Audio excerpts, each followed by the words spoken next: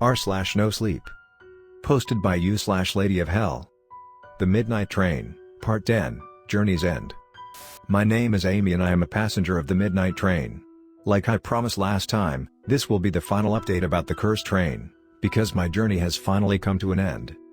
If you have no idea what the Midnight Train even is, you should start here, Part 1. And if you missed the last update, check here, Part 9. But now, let me start where I left off last time.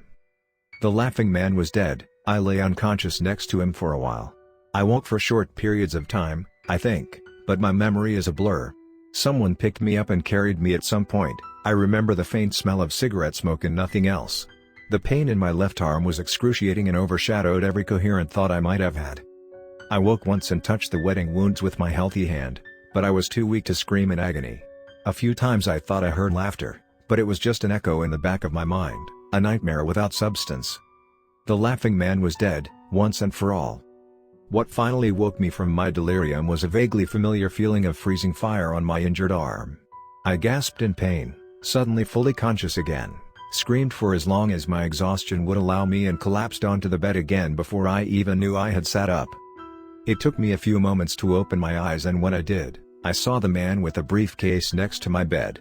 A sudden panic flashed through me as I thought he had come to kill me because I had been disrespectful yesterday.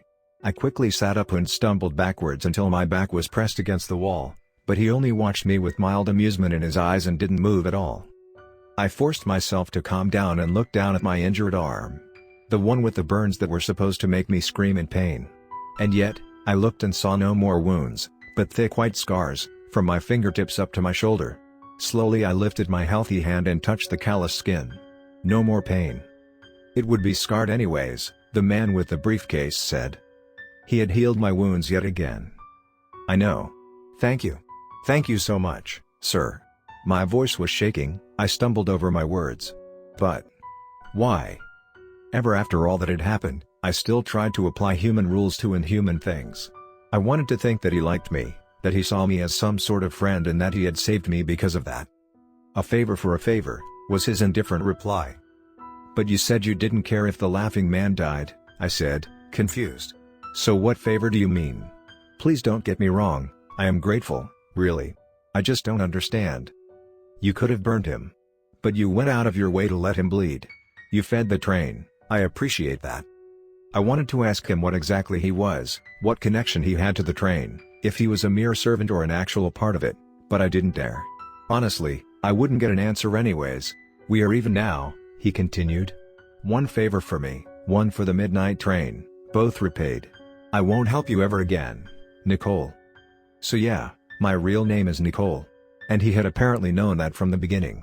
I still hoped that he felt some kind of sympathy for me, maybe because I was still dizzy and because he had helped me and because I simply wouldn't learn my lesson with these things. My friends call me Nicky, I told him with a weak smile, wishing for some indication that he cared at least a little bit. He seemed to consider my words for a moment, then picked up his briefcase and turned towards the door. Goodbye, Nicole.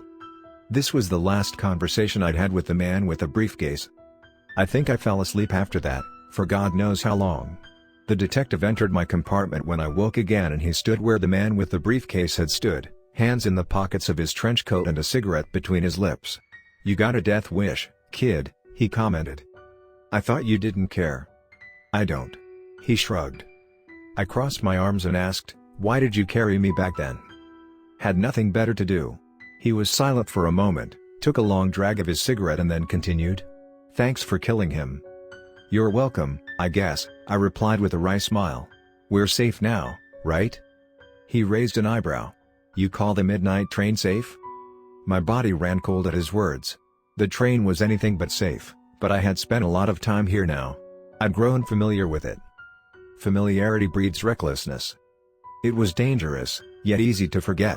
I began to underestimate the dangers of this train, and if I wasn't careful, I would pay the price. I looked up to the detective and shook my head slightly. Be careful, kid, he said. And get some rest. He left me alone after that, and I slept yet again because the exhaustion just didn't want to fade.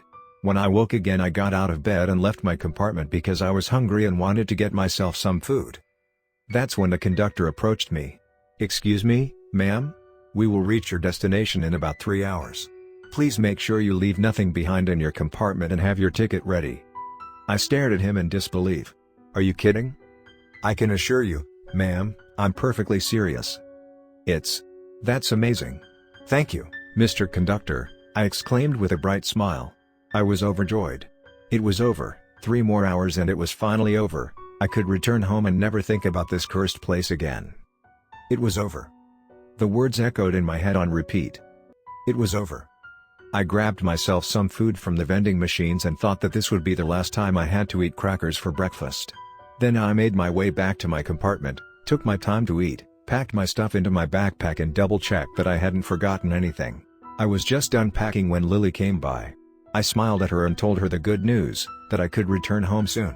After all the trouble, the horror and the nightmares, I could go back to the life I knew. Her smile faded more with every word I spoke. "But I love you," she whispered and tears filled her big eyes. My first reflex was to say it too, but in the end, I didn't know her well enough to call this love. We had met mere weeks ago, I hadn't even had the time to fall in love yet. My survival had kept me busy enough. "Lilly, darling, you mean a lot to me," I told her, hoping that it wouldn't come off as rude that I didn't use the word love. But we knew that day would come sooner or later. She wrapped her arms around me and pulled me close. I felt her hot tears as she sobbed quietly against my shoulder. "Please don't leave me," she begged me. "Please." "Lilly." I was at a loss for words. My mind was racing, yet I couldn't come up with a way to comfort her. I simply held her, fingers brushing through her soft hair, and waited for her to calm down. Eventually she looked up at me, her tear-stained eyes sparkled in the dull lights that illuminated the compartment. "You could stay," she proposed. My stomach dropped. "Lilly," I repeated, again not knowing what to say. "Stay with me. We could be together forever. Please, don't leave me, just stay here on the train with me." She pulled me down into a kiss. "I love you so much, Nicole," she whispered against my lips. "Just throw the stupid ticket away and stay with me." What scares me the most in retrospect is that I actually considered her words. I stood there, in the middle of the compartment, holding Lilly close, and thought that it could work. I could stay. Lilly and I could make a life together on this train. We had figured it out, hadn't we? The laughing man was dead, there was little actual danger left. We had the rules, we could stick to them and be fine. I'd need to lose my fear of the dining wagon, but I'd manage that. And the train itself wasn't so bad after all. I looked at the perfect girl in my arms and wondered why I even wanted to leave. Wouldn't being with her be worth staying on the midnight train forever? I wasn't completely sure what I was going to say. Maybe I was going to agree, to promise I'd stay with her, to tell her that I loved her. But I was hit by a terrible realization before any other word left my mouth. "I never told you my name." She blinked. "Once. Twice. What?" "You just called me Nicole." "I never told you my name, Lilly," I explained. "The man with the briefcase knows because he's a part of the train. And you." I remembered my dinner with the blind beggar woman and shifted our position ever so slightly, so I could catch a glimpse of her reflection in the window behind her. The body in my arms shifted, blurred around the edges and faded in and out of existence like some unstable hologram. My heartbeat echoed almost deafening in my ears. "What the hell are you?" "I'm whatever you want me to be."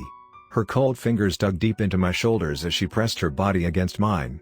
"Just stay, Nicole, and I'll be everything you wish for." "You're not real." She started to cry again. "But I love you. I'd never stop loving you." I felt disgusting for letting a monster, a creation of the train, touch me like she had done. And I felt stupid for not seeing through the illusion sooner. Every puzzle piece fell into place. Someone had held the door shut when the dark beast had approached. Someone had convinced me to leave the train twice to explore some nightmare world outside. Someone had led me to make a deal with the beggar woman, ending with my dinner in the dining wagon. The midnight train feeds off fear and blood. I pushed her violently away. "Don't touch me," I snapped at her. "Don't ever touch me again." More and more tears were streaming down her beautiful face. But wasn't I perfect? Z fell to her knees. "Don't you love me?" And now I, too, started to cry, ugly sobs interrupting my words. "I hate you."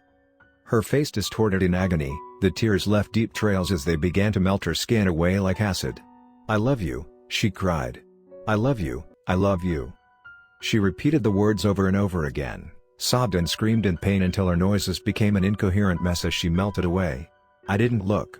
My vision was obscured by my own tears. I pressed my trembling body against the wall, wrapped my arms around my torso and stared down at the floor. She died right in front of me, or maybe she had never been alive in the first place.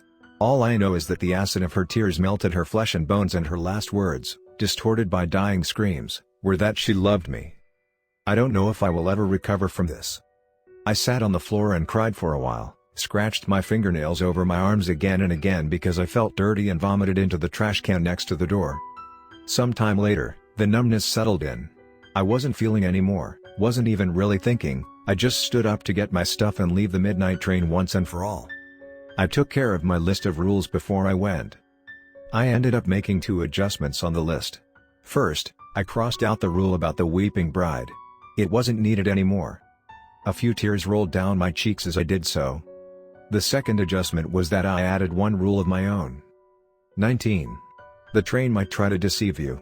Trust the detective, but nobody else. I didn't adjust the rule about the man with the briefcase. He might have saved me a few times, but I didn't want to encourage people to approach him. It seemed like he likes to be left alone. After I'd finished my additions, I folded the paper neatly in half and placed it on the bed. The next passenger would find it, I thought, and maybe the list would save their life like it had saved mine. The thought was oddly comforting. I grabbed my backpack, retrieved the ticket from my phone case and held it tightly in my hand as I shut the compartment door behind me. The train was silent as always, but it felt almost comforting this time. I wanted to smile, but I couldn't bring myself to actually do it. It felt wrong, after what had happened. The detective stood in the hallway, seemingly waiting for me. "Goodbye, Mr. Detective," I said to him. "Thank you for everything." "Stay safe out there, kid," he replied. That's all we said to each other. The train came to a halt and the conductor already waited for my next to the door. "May I see your ticket, ma'am?" he asked. I handed it over, hands shaking and heart racing. I was afraid that something would go wrong in the last minute. That something would prevent me from leaving. The conductor nodded, ripped a part of the ticket off and handed the rest back to me. "Have a good day, ma'am," he wished me, and the doors opened. I bade him goodbye as well and stepped over the threshold. Cold air and soft rain hit my skin as soon as I stood at the familiar train station. It was midnight and neon lights burned from large lanterns. Not a single human was around, and yet I knew I was safe again. It was over. I had survived. I was home. I broke down to my knees and cried with relief. When I turned around, the train had already disappeared into nowhere. I've been home for about a week now. I have quickly fallen into the routine of my everyday life again, as if nothing had happened. Mom stays over since I've come back, and I'm glad about it. I don't sleep much at night. The nightmares keep me awake, and it's nice that she's here to comfort me. I haven't told her the truth. She has yet to ask for an explanation where I've been and what has happened to my arm, maybe because she's trying to give my space, and I appreciate that a lot. It gives me time to come up with a reasonable excuse. I also need to figure out how to tell my therapist this story without sounding insane. I haven't even tried to discard this whole ordeal as some hyper-realistic nightmare. The scars on my arm tell me that it's real. Mom doesn't need her car, so I can use it to drive to work until I buy my own. It's reassuring that I don't need to take the train anymore. And yet, I find myself sitting at the train station every single night, watching the trains pass by and looking out for a familiar one. The midnight train returns every night, just a few minutes before midnight, and it opens its doors and waits for people to enter. I just sit there, watching, but every now and then I find myself stepping closer, stopping just before the threshold. I think I see Lilly in the windows of the train sometimes. She smiles and waves at me, beckons me closer. The conductor smiles at me as if he still recognizes me. I watch it every single night, yet I never cross the threshold. I always stop right in front of it, close enough to see the antique interior. I can't bring myself to stop returning to the station. Every midnight. Without fail. Maybe I'll go for another ride on the midnight train someday. All I need to do is to remember to buy a ticket.